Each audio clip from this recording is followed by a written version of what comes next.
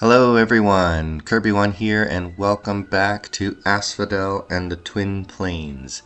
Sorry this one took so long to get out. I went on vacation and I thought I would be able to make this one work while I was traveling, but it didn't wind up happening that way. So here we are, and we're back right into the beginning of expansion into the Three Pine Grove.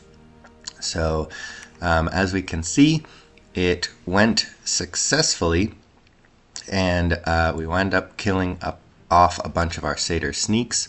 Now the reason I'm going into the battle summary like this is just because since these turns are all recorded in post, we've got a chance that the battle reports will not be the same, but we can go ahead and watch this one, and we'll watch a couple of the expansion battles this turn.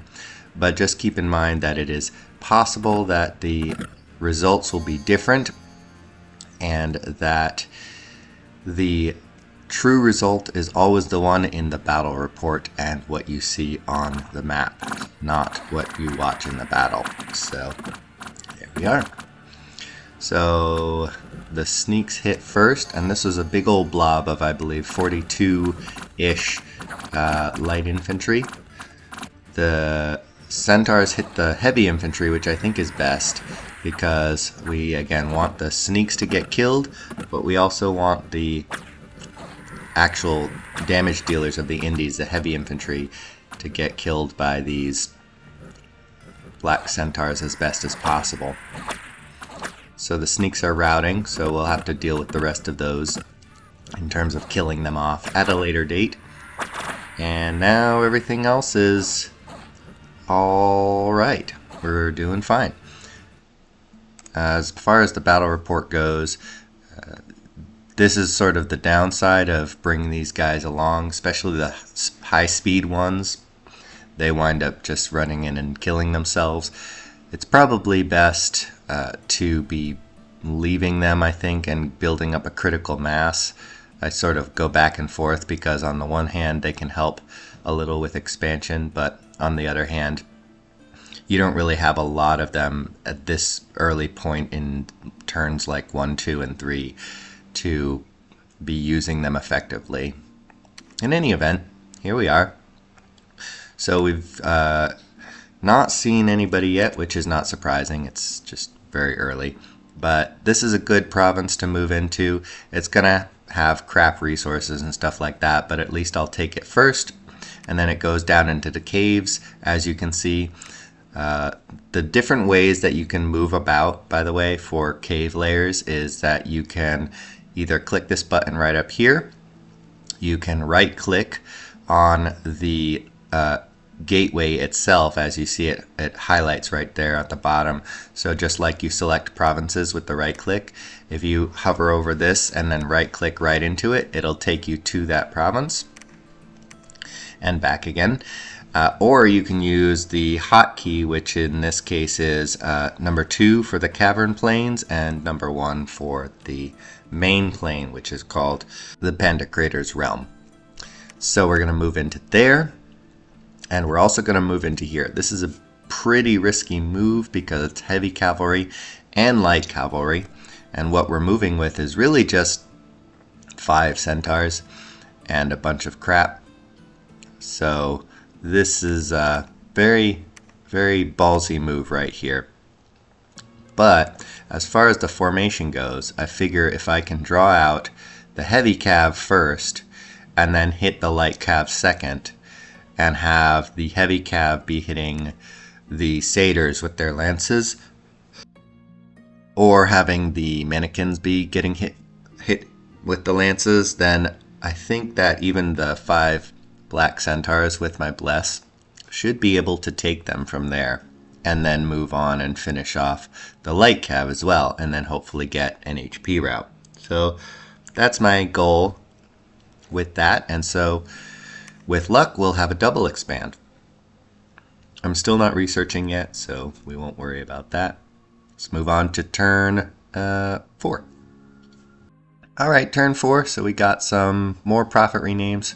Agartha is a little late on the pickup. looks like an ancient lord. That's actually pretty smart. Depending on his bless, this can be a good thugging guy. And he did a good old rename for the prophet. Nazca doesn't look like he did, but this is also actually a pretty typical move. I've done it myself with Nazca in Dominions 5, where you rename an Apu and then suicide him, and it'll get you or prophetize an Apu, and then it'll get you a Holy 3 Reanimator for early Supayas. So, makes sense. And we've got our 2 battles. In Furia, the desert province, very easy pickup, no issues there. Probably a bit overkill. And then this one, it was very, very, very close, but as you can see, we actually got it. So the plan did work out as intended. There was only 7 heavy calves, so I think that was probably our lucky shot. But as you can see with the battle report, it does sort of show that it was quite close, because we hit the heavy cav and they rout. We hit the light infantry and they rout. But the remaining berserking black centaurs get murked. So it could have gone either way, but I think we got lucky and we got that. There's an event which is extra dominion. This would be very, very bad event if you were playing with the with that whole 1 dominion in your cap strategy. But for us, I think it's good because it'll get us even more of the mannequins, which is what I want personally for this build. So, oh yeah, one of the things I forgot to show was recruitment, which is silly me. But we picked up a harpy here, so we can start scouting. And as far as recruitment for black centaurs, we're just going ahead with that as well, and we're picking up hierophants now. So we've got full-on recruitment of black centaurs, maxed out holy points. We still have a little bit of resources and stuff where if we had gold we could add in some more centaur warriors and stuff like that, but we haven't got that quite yet. So what do we see so far? Right now we see Ind up here, so we've got a 3-province border between us and Ind. I'm not really planning on speed direct rushing anyone in particular, so I'm going to be polite and not go into this province or this province, even though I really, really want to because they are forests. And we'll let Ind do his thing. We're going to go this way instead and see if we can snag that before whoever might be over here. And we're going to go and snag this forest province before whoever might be over here. And we're going to scout this way and see who's over here. This is looking like a lot easier province to take. And yeah, so as far as movement goes, I brought my Minotaur back here so I can do leadership stuff with him. But he's only bringing the black centaurs because if he picked up these guys for lance catchers, he wouldn't be able to make it. So as far as who's going over there, it's literally just a bunch of black centaurs. And I think that can take this, probably with a loss or 2. But my bless is strong enough, black centaurs are strong enough that they can just probably wipe this on their own. And same with this, although we've got a couple mannequins. And as far as formation goes, these guys will just eat up whatever initial archer fire and stuff like that. So there you go. And let's see, anything else from this turn? Oh yeah, I just wanted to say, we can see Ind here on the map in terms of names, but you don't always get so lucky. Sometimes, because of their dominion, this will be a random province name. So it may well have been that if I hadn't seen this, I might have gone in here. Because Deer Tribe are also pushovers. Actually, can I even get there? I cannot. Alright, there's a river there. So, well, there you go. But that's just something to keep in mind for later, that if you don't see a name there, especially on a map nuke map, yeah, you might just wind up bumping by accident and getting into someone's cap circle. Let's move on. Turn 5. Turn 5 with our double expand. We got a success there. Lion Tribe actually managed to kill one of our black centaurs, sadly. And then the Waywoods this was actually completely clean, so I had it backwards. 9 black centaurs better than 7 black centaurs. There you go. As far as events, unrest, and tax. Yikes. Yeah, well, we've got misfortune too, so it's gonna be what it's gonna be.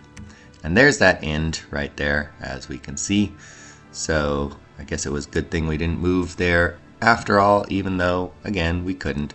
Now these mermen are actually sort of one of the gimmicky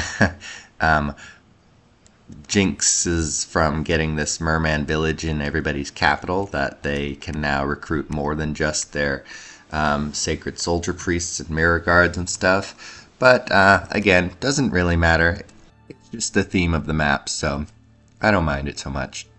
Now, at this point, we basically see everybody else on this plain layer, all the land nations. We've got Nazca over here. We've got Phlegra over here, and we are real close to them now, but we've got a very interesting choke point right here between them. And then we've got the most interesting bit right here, which is Agartha, and Phlegra has moved in right here, which suggests to me, but I don't know this at the time for sure, it suggests to me that there is an awake expander.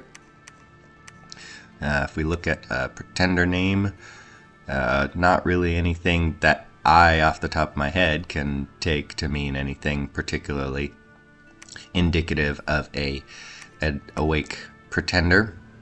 But yeah, this is potentially very, very bad for Agartha, especially since we see 3 of his cap circle right now, and 2 of them are not claimed. In theory, he would want to be going this way for a cave entrance, but I don't know yet what is on this side. Maybe there's a cave entrance over here that he's going for, but yeah, potentially very life-threatening for Agartha. I don't know his bless yet, but with luck, if he manages to clear this out, or whatever arrangement happens with Phlegra, I might get to see his bless if I move here. So we'll see if that amounts to anything.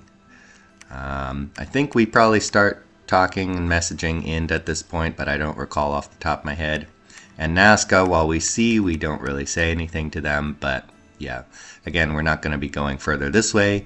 We're not going to be going further this way, just because it would be extremely antagonistic, and I don't want to be getting into fights quite early yet. We got a free commander pickup. That is great. He is going to move a bunch of his stuff here to consolidate, and with that, we are going to just go straight black centaurs, and yeah, and I think we're going to be supplementing as well our expansion with another black harpy and centaur archers. Now that will allow me to use this black harpy to move these archers into a second expansion group, maybe here, probably here, I'm not sure quite yet. But yeah, because there's less than 10 of them, he's got 10 leadership. And then after that, he can be doing scouting as well. And we're going to move this way with our prophet, and we will just be hitting it with a lot of stuff. Probably overkill just because of how small this province is. And this one is another one of those heavy cav, light cav situations.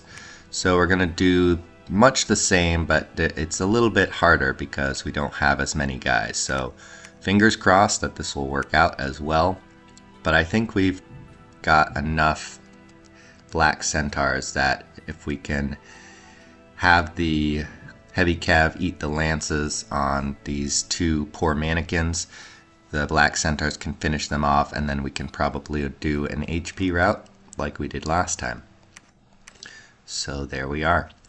We'll call it there. Wish us luck, and we'll see what interesting things wind up happening with Agartha and Phlegra over here. Have a good one.